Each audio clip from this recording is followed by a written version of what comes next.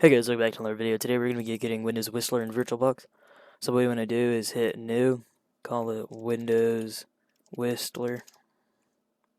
Scroll down, go to 98, right here because you're going to need to install MS-DOS. Hit Next, Next, Create, Next, Next, Create. Then what you want to do is go to choose a disk file. Yours is going to be in Downloads, but mine is going to be in ISO files.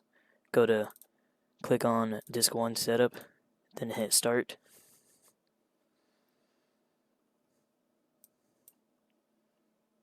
And as you can see, it's starting in MS-DOS now. Then right here, just click Enter, Enter, Enter. And it's formatting. And then Enter, Enter, and then right here, go to floppy drives. Choose a disk file. Yours is going to be in Downloads. But go right here, go to floppy drives, go to disk, click on disk 2, hit Enter. Then go to floppy drives, click on disk 3, hit Enter. And then right here, what you want to do is go on floppy drives and remove disk from virtual, and then hit Enter, Enter. And then to install a CD-ROM image, go to floppy drives, hit CD-ROM image right here. Yours is going to be in Downloads, hit Enter, setup.bat, Enter. And then what you want to do next is go to floppy drives and remove it from disk, and then hit Enter. Not Enter. Don't listen to that. Restart the machine. If I can get my mouse out. Restart it.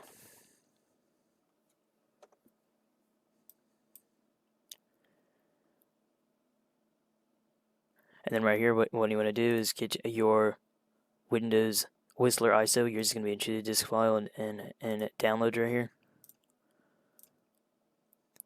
And then click on your Windows Whistler ISO and then hit D:, and then date, enter. And as you can see, it's 2023. You want to change that to the first -31-01, because actually no, not 01, 2001. And then hit enter. And then now what you want to do next is restart your machine. And then press indicate boot from CD-ROM. And now right here, this will take a while, but after this, it's going to go by really fast.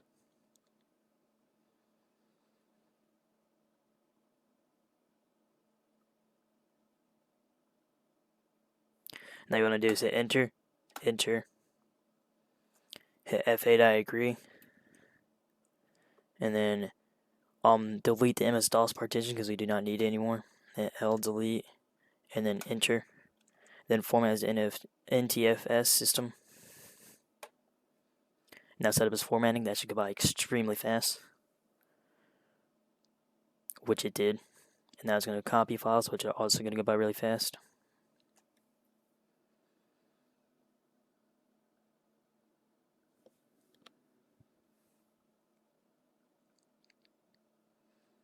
Now restart your computer. Now don't hit anything, just let the timer run out. Okay, here what you want to do is hit next. You can type in whenever you want to. Then the product key. I'll go get the product key really quick.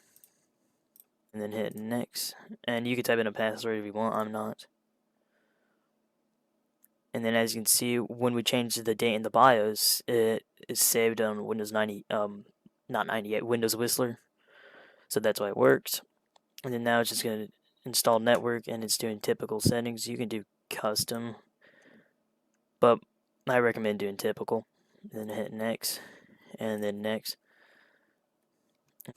Just hit yes. This does not mean anything. It just says that because I don't know what it means. If you want to read it, and then I'll just let that timer run out. Don't do anything.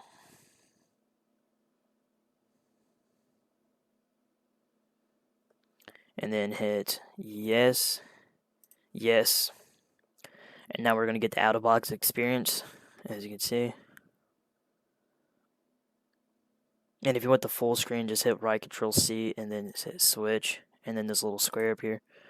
That's full screen. So now just hit next, next, hit no, hit next, and then you can leave it at yes if you want to, but I'm gonna hit no. And then there's your name, you can change if you want to, and then hit next, and then finish. And now it's applying your settings, and there you go, guys. You have made it into Windows Whistler. And the default background's not Bliss, as it was in the final release of Windows XP. So yeah, there you go, guys. You've installed MS-DOS. And look, here's the weird thing. It still says Windows 2000. It's just Windows Me background, which I feel bad. So yeah, thank you guys for watching, and I will see you in another video. Goodbye.